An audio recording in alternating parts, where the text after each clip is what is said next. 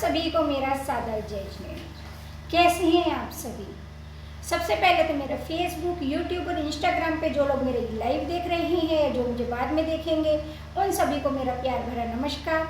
आप सभी आशा करती हूँ मज़े में होंगे, स्वस्थ होंगे, इन गर्मियों में अपना भी ध्यान रख रहे होंगे, अपनों का भी ध्यान रख रहे होंगे। आइए आज हम जिस विशेष टॉपिक पर चर्चा करने वाले हैं, अक्षय तृतीया महापर्व, जो कि 10 मई 2024 दिन शुक्रवार के दिन आ रहा है। अक्षय तृतीया त्यौहार को हम आखा तीज के नाम से भी जानते हैं। आखा तीज जो कभी क्षय न होने वाला दिन है। यह त्यौहार हिंदुओं में और जैन धर्म में एक विशेष त्यौहार के रूप में मनाया जाता है। यह बैसाख मास की तीसरे दिन अर्थात बैसाख मास की तृतीया को यह त्यौहार पड़ता है। वैसे तो हर महीने तृतीया आती है, लेकिन बैसाख के महीने में आई हुई तृतीया का एक विशेष ही महत्व है। इस दिन दिया हुआ दान पुण्य एक विशेष फलदायी होता है। इस दिन अगर हम जो भी कार्य करते हैं वह भी हमें अक्षय फल को, अक्षय पुण्य को प्रदान करने वाला होता है। संस्कृत में अक्षय का अर्थ है समृद्धि, आनंद, सफलता का सूचक। अर्थात अक्षय करते कभी क्षय नहीं होने वाला, अर्थात हमेशा सफलता की सीढ़ियों तक हमें ले जाने वाला ऐसा पवित्र और पावन दिन हम सभी के बीच में आ रहा है। यह एक अपने आप में स्वयं सिद्ध मुहूर्त है। इस दिन जो भी जैसे शुभ कार्य किए जाते हैं, विवाह, गृह प्रवेश, मुंडन, वस्त्र, आभूषण, घर, जमीन, इस दिन हम जो भी खरीदते हैं वह हमें हजारों गुना फलदायी होता है। इस दिन पितरों को किया गया पिंडदान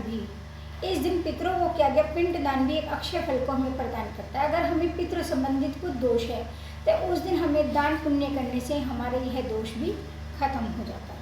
आप सभी को पता होगा महाभारत का युद्ध भी इसी दिन ही समाप्त हुआ। इस दिन द्वापर युग का समापन हुआ। हिंदू धर्म में आज के दिन गंगा स्नान का विशेष महत्व माना जाता है। लेकिन अगर आप गंगा जी में स्नान करने के लिए नहीं जा सकते हैं तो आप अपने घर में किसी भी अपनी पानी की बाल्टी में किसी भी पवित्र जल को डालकर, थोड़ा सा डालकर आप उससे भी स्नान कर सकते हैं।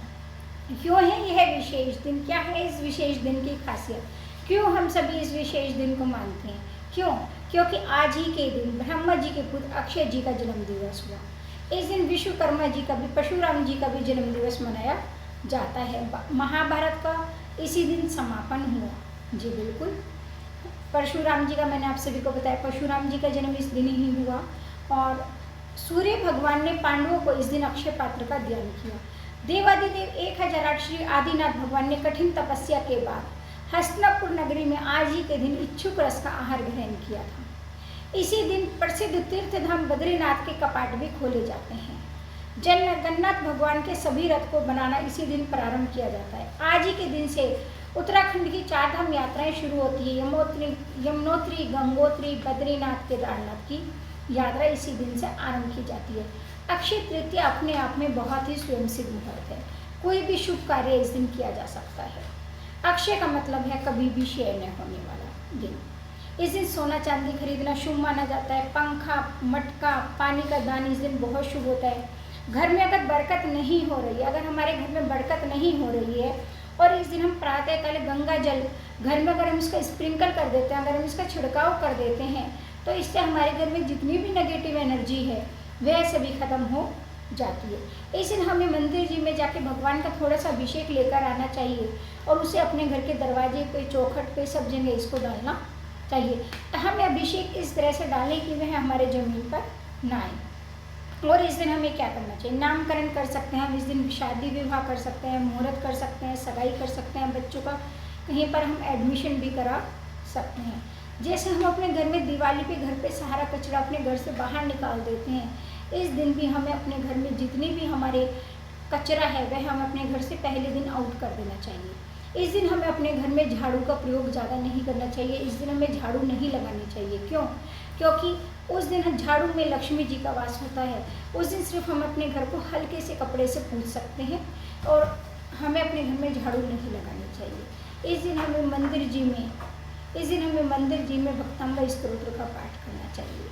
इस दिन हमें अगर हो सके तो 48 दीपार्चनों को भी करना चाहिए। इस दिन किए गए कार्य हमें अक्षय फल प्रदान करते हैं। बिना पंचांग देखे भी कोई भी शुभ कार्य इस दिन किए जा सकते हैं। जी बिल्कुल। अगर हमें क्या करना है, हमें एक एकाक्षरी नारियल लेना है हमें क्या करना है, हमको अपने घर में एक अक्षरी नारियल लेकर आना है।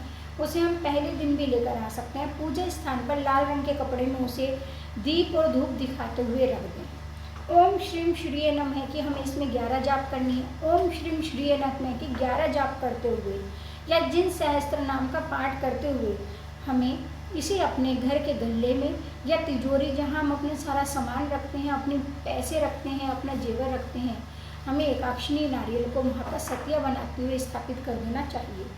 इस दिन हमें ब्राह्मणों को, और हम इस दिन क्या कर सकते हैं कि हमारे को अक्षय फल की प्राप्ति हो, इस दिन हम ब्राह्मणों को दान करें।